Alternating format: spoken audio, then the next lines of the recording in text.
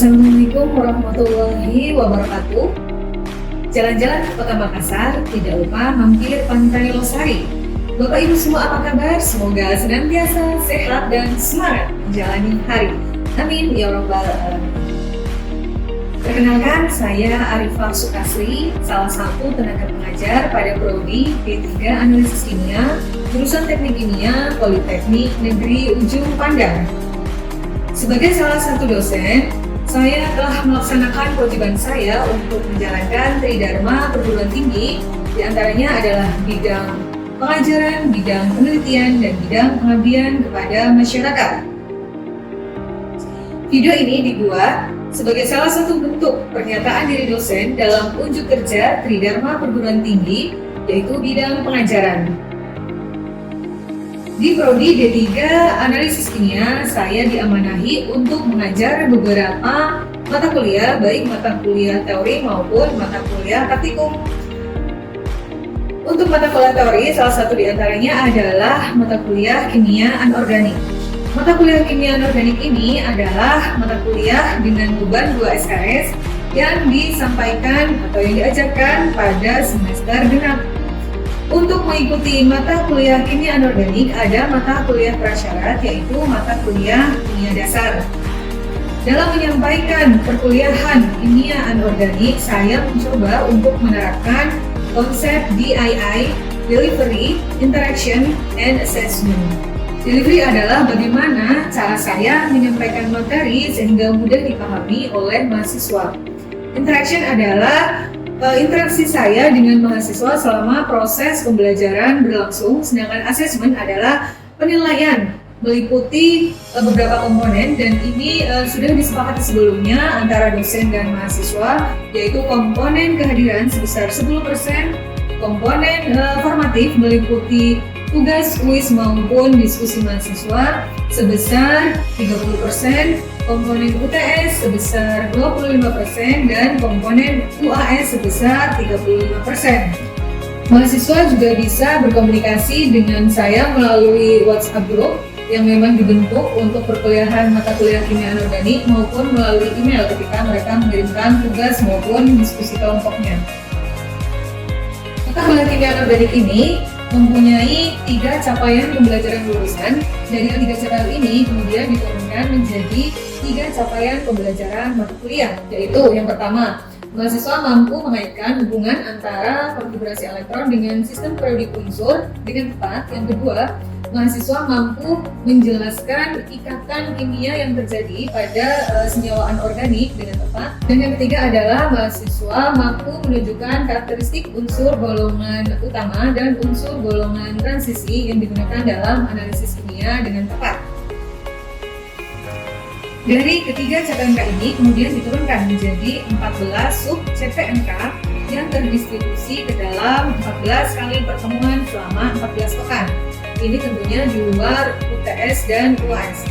UTS sendiri dilaksanakan sebagai evaluasi dari pembelajaran pekan pertama sampai pekan ke-7, dan UTS akan dilaksanakan di pekan ke-8. Sedangkan UAS akan dilaksanakan di pekan ke-16 sebagai evaluasi dari pembelajaran pekan ke-9 sampai pekan ke-15. Di dalam mata kuliah Kimia Anorganik, mahasiswa akan mempelajari tentang materi yang terdiri dari unsur-unsur maupun senyawa-senyawa anorganik sederhana.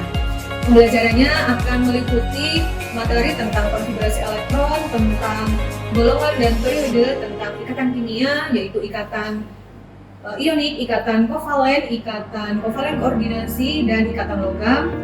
Materi tentang sifat kimia dan sifat fisik senyawa berdasarkan teori medan kristal dan teori orbital molekul.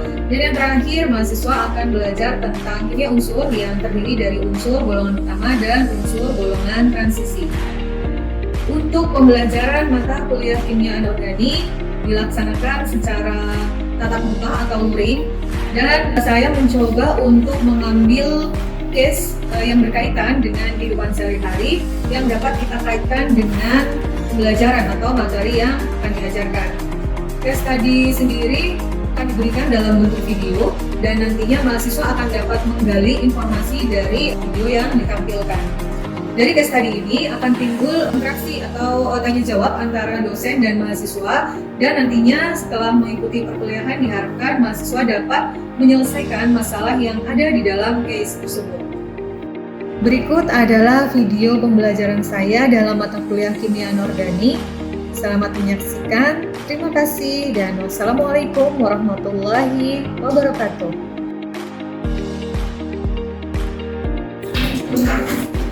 Assalamualaikum warahmatullahi wabarakatuh. Waalaikumsalam warahmatullahi wabarakatuh. Gimana kabarnya hari ini? Alhamdulillah. Semangat ya? Semangat. Kita masuk di semester baru.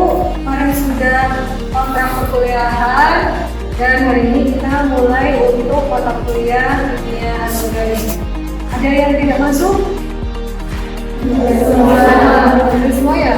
Alhamdulillah. Oke. Hari ini insya Allah kita akan belajar tentang konfigurasi elektron. Jadi nanti di sini kalian akan dapat menyelesaikan CPNK, capaian pembelajaran mata kuliah, yaitu mampu mengaitkan hubungan antara konfigurasi elektron dengan sistem periodik unsur dengan tepat. Sedangkan untuk sub CPNK yang kita pelajari pada pertemuan hari ini adalah mahasiswa mampu menentukan konfigurasi elektron untuk setiap unsur dengan tepat. Oke, sebelum kita memulai perkuliahan, kita lihat dulu ya. Silakan, ini video kalian perhatikan. Ini adalah sebuah kasus yang pernah terjadi dalam kehidupan sehari-hari, yang tadinya mau memberikan surprise ternyata malah berujung petaka. Kita saksikan bersama ya. Beredar di media sosial sebuah video yang menunjukkan beberapa orang sedang memberikan kejutan ulang tahun. Namun kejutan tersebut berubah menjadi petaka ketika balon helium yang mereka bawa meledak dan terbakar. Akibatnya 3 orang terbakar di beberapa bagian tubuh, termasuk wajah dan rambut. Video itu diunggah oleh akun TikTok @KevinGunawean pada Rabu 2 September 2020. Kevin kemudian menceritakan kejadian itu bermula dari rekannya yang ingin memberikan kejutan kepada seorang temannya yang sedang berulang tahun.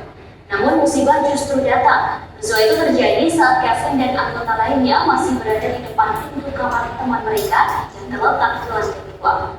Menurut Kevin, peristiwa itu terjadi lantaran karangan balon berisi helium yang mereka bawa tersangkut di pintu kamar.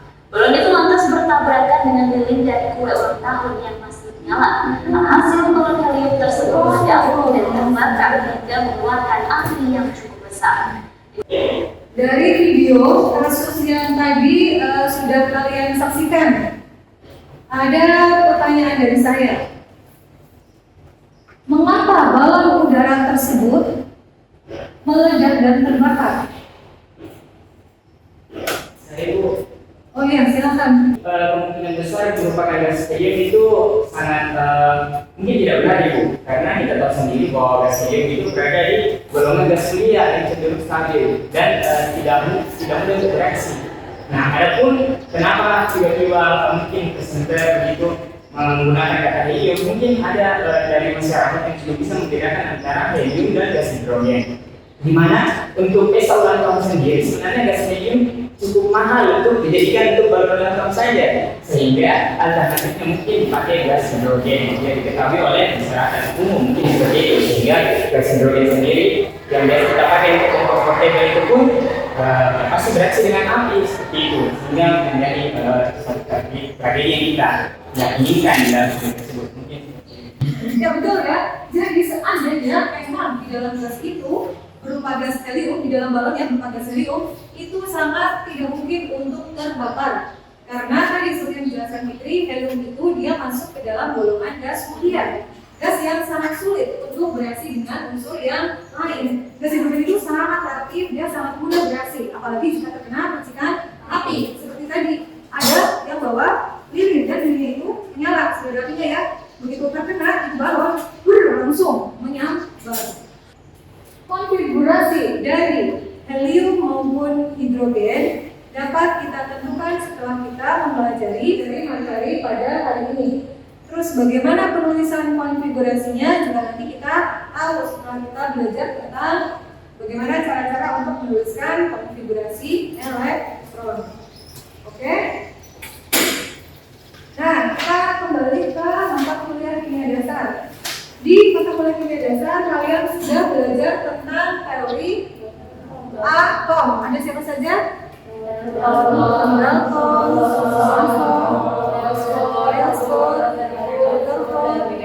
Mekanika kuantum. Oke, kita berangkat dari teori atom, mekanika kuantum. Ada yang masih ingat bagaimana itu bunyi teori atom menurut teori mekanika kuantum? Ya, silakan. Teori atau mekanika kuantum itu elektron yang mempunyai sifat dualisme. Dia bisa sebagai gelombang dan juga sebagai partikel.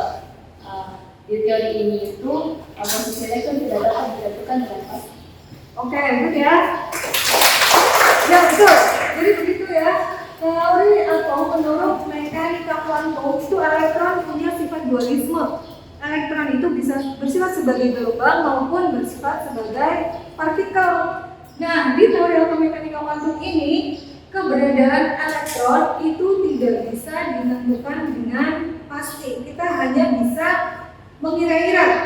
Kita hanya bisa memprediksi di mana elektron itu berada.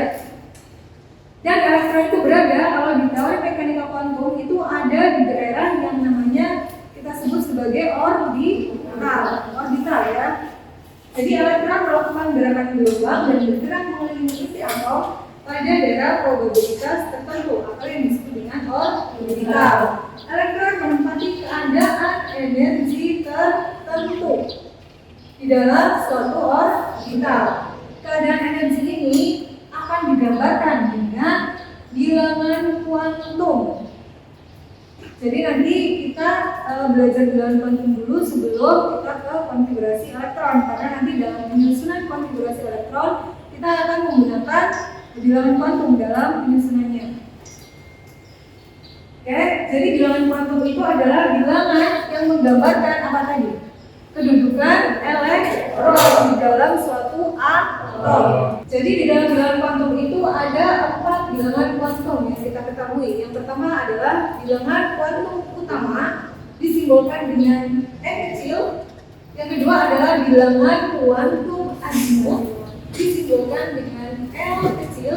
Dan yang ketiga bilangan kuantum magnetik disimbolkan dengan n kecil. Terakhir adalah bilangan kuantum spin disimbolkan dengan S. Oke, kita satu-satu ya. Bilangan kuantum utama disimbolkan dengan n kecil. Bilangan kuantum utama ini menggambarkan tingkat energi suatu elektron. Menggambarkan tingkat energi suatu elektron. Di sini misalnya ada elektron di kulit K. Ini misalnya adalah inti atom. Ini adalah kulit yang pertama, kulit K. Nah, kulit K ini merupakan bilangan kuantum utama di mana nilai n sama dengan 1. Yang pertama adalah kulit K ya. Ketika ada elektron lagi berada di kulit yang kedua, kulit apa ini? Kulit L. Kulit L mempunyai bilangan kuantum utama n sama dengan 2. Dan seterusnya, kulit ketiga, kulit M, berarti bilangan kuantum utamanya n sama dengan 3. Oke, itu adalah bilangan kuantum utama menggambarkan tingkat energinya. Oke, yang kedua adalah bilangan kuantum azimut disimbolkan dengan L kecil. Bilangan kuantum azimut ini menyatakan subtingkat energi atau subkulit, di mana subkulit dari suatu elektron adalah subkulit S. Tidak nyala ya?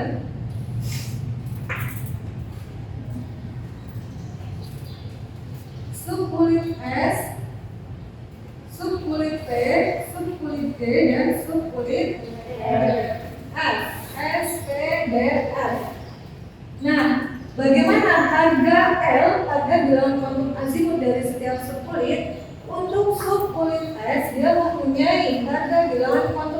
azimut, harga L sebesar 0.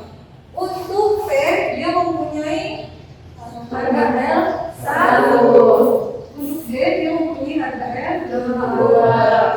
Azimut 2. Untuk R 3. Punya 3. Dan seterusnya. Oke, kita lanjut yang berikutnya. Bilangan kuantum yang ketiga adalah bilangan kuantum matematik. Bilangan kuantum matematik ini menentukan arah orientasi dari orbital dalam ruang relatif terhadap orbital lain.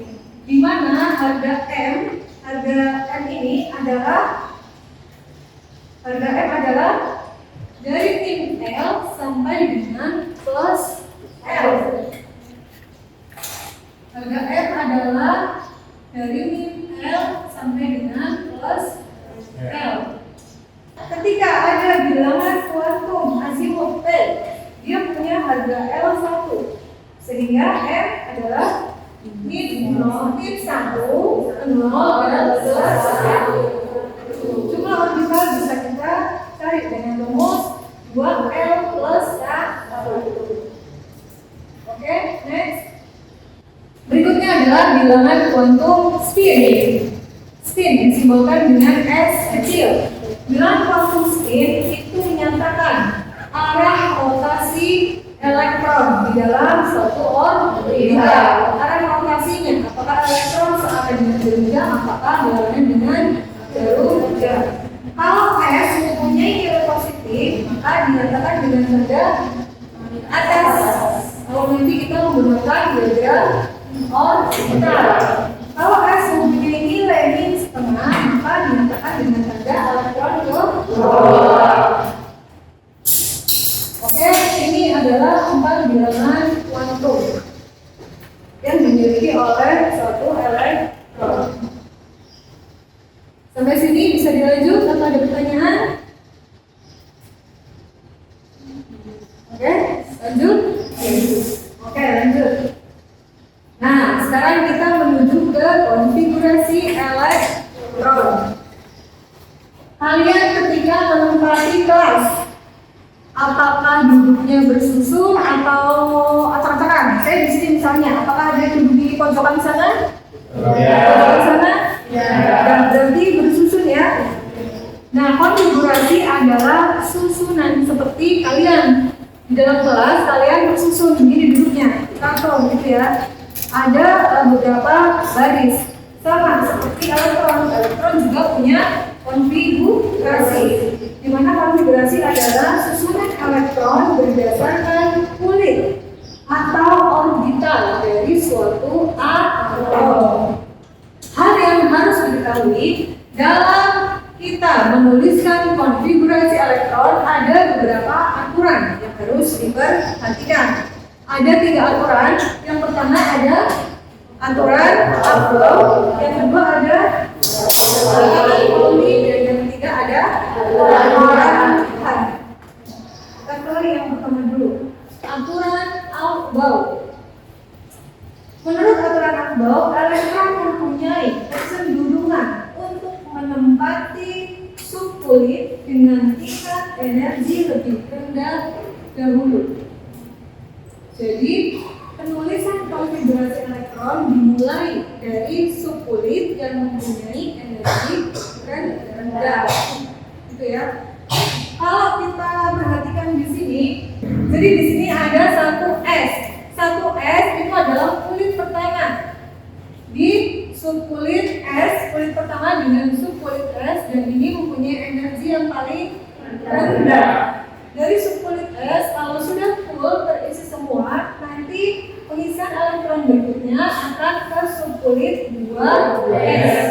Subkulit 2S ini menunjukkan elektron ada di kulit kedua dan ada di subkulit S. Dari 2S, kalau sudah penuh nanti dilanjutkan ke subkulit 2P. Di subkulit 2P, P punya berapa tadi? Punya 3 orbital, sehingga juga nanti maksimal ada 6 elektron. Dari 2P nanti lanjut ke 3S dan seterusnya. 3S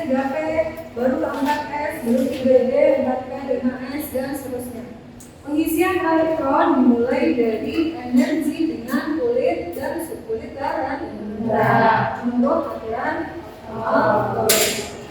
Oke, berikutnya yang kedua, larangan Pauli.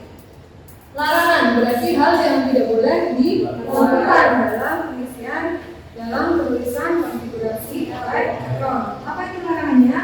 Di dalam satu atom tidak boleh terdapat 2 elektron dengan 4 bilangan kuantum yang sama. Jadi tidak boleh ada elektron dalam satu atom itu punya 4 bilangan kuantum yang sama. Misalnya atom litium dia punya 3 nomor atom, berarti dia punya 3 elektron.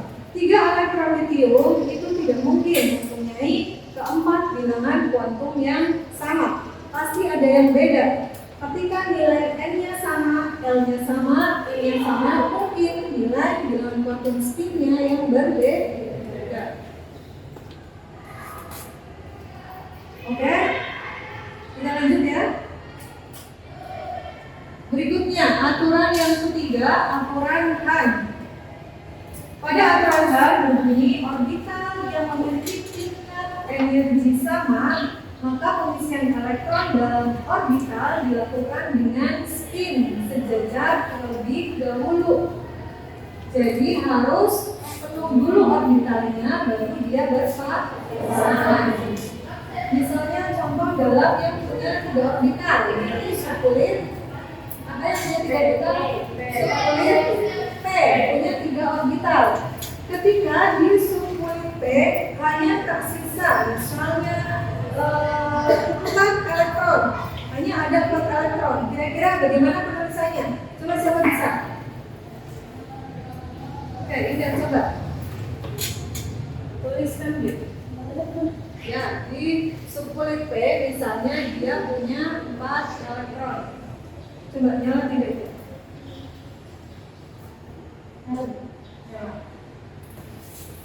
Nah, kita menggambarkan ini dengan diagram orbital. Kamar-kamar ya, di mana satu diagram orbital maksimal terisi hanya 2 elektron. Nah, betul tidak? Ayo, betul tidak? Betul tidak? Ininya betul, tetapi cara penulisannya kurang tepat. Coba, dia harus penuh dulu baru berpasangan. Harusnya berarti dari sini ke mana? Berpasangan dulu. Nah, 1, 2, 3 baru elektron keempat ya, dari sini. Nah, gitu. Oke? Paham ya sampai sini? Paham. Ada pertanyaan mungkin? Ya, kenapa deh? Bu, kalau dalam bentuk ikatan ion itu bagaimana? Maksudnya ketika unsur itu dalam bentuk ion. Jadi ya, pada prinsipnya sama. Tetapi untuk kation maupun anion itu harus ada sejumlah elektron yang dilepaskan atau diterima. Kalian harus tahu dulu, itu prinsip pertamanya. Jadi penulisan konfigurasi elektron untuk ion, kalian mulai dengan menuliskan konfigurasi elektron pada keadaan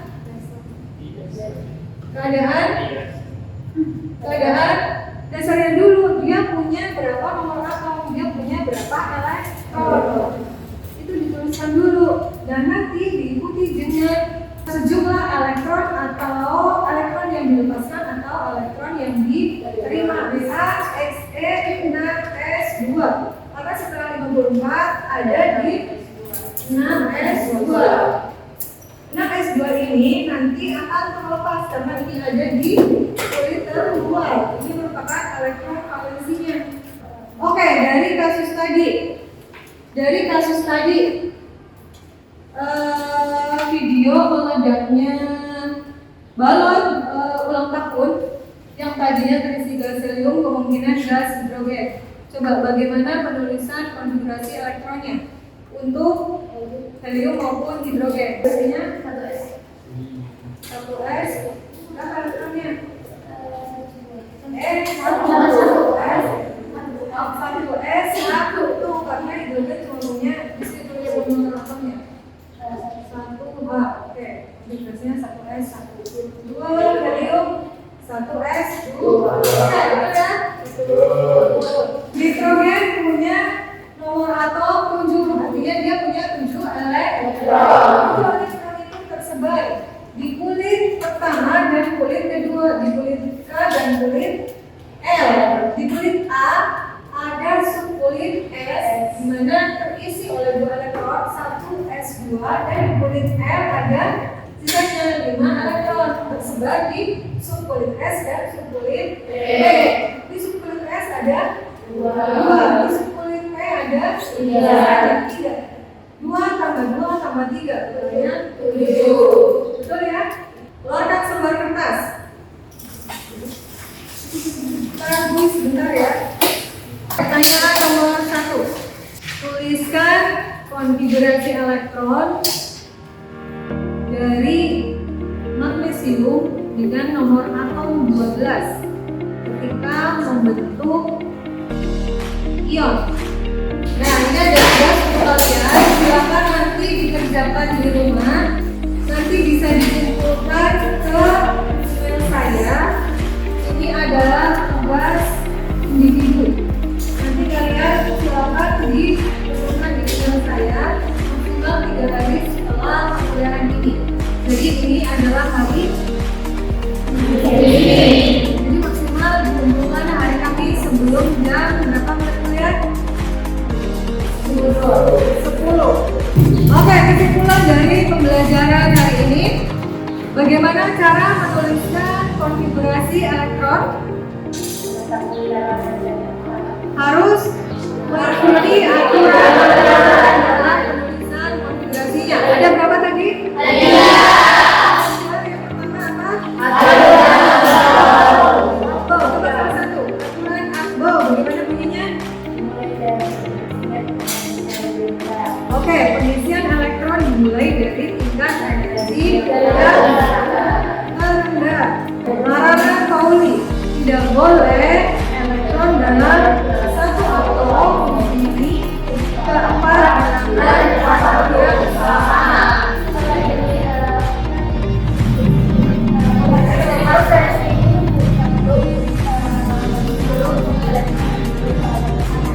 Oke, menurut aturan Hart, pengisian elektron harus